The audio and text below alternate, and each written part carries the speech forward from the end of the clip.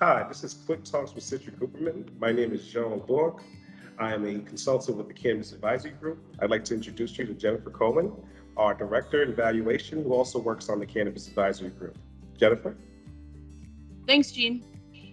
So Jennifer, what should a cannabis business owner or investor consider a valuation, and what events can trigger it? As the cannabis industry continues to evolve, business owners and investors will need to understand the value of their companies. Third-party appraisals help to provide comfort in this complicated industry that might be needed for some prospective investors. Valuations may be required in selling a business, completing an acquisition, seeking financing, or raising capital.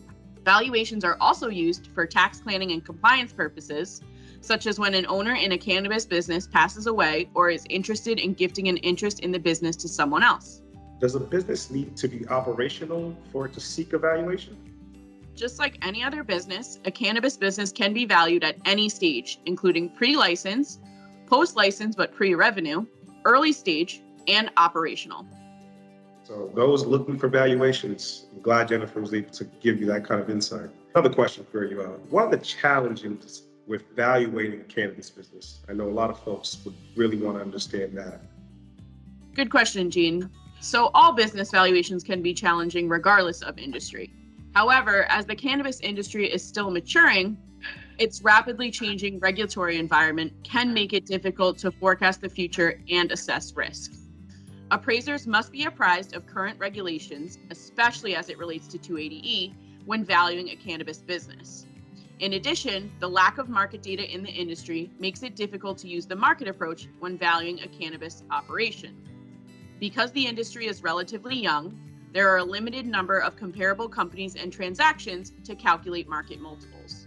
Although publicly traded companies do exist in the Canadian marketplace, it can be difficult to make comparisons to startup companies in the US due to differing regulatory conditions. However, these companies can provide a basis for starting an analysis. Cash flow projections are very important to the valuation of a cannabis business. Challenges may arise when valuing a startup operation, and appraisers must be able to assess the reasonableness of a client's projections. It's very in-depth. Thanks for sharing that.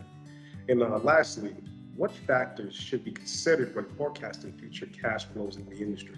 We help a lot of our clients with cash flow projections.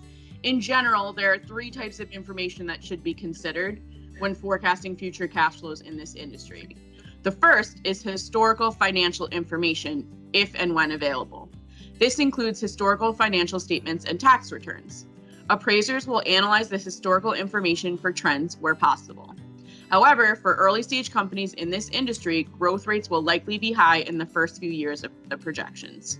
The second thing to consider is non-financial information, which includes the background and history of the business risks, key customers and suppliers, competitors, facilities, management expertise, ownership, the depth of products and services, and future strategic initiatives.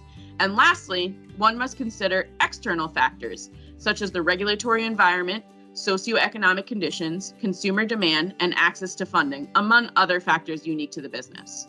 Jen, thank you so much for providing this insight. I hope those that got a chance to attend and watch this, get some value-added information. But thank you for your time. This is Quick Talks with Citric Hooperman. Myself, Gene, had a pleasure, and Jennifer Cohen. Please and thank you. Thank you.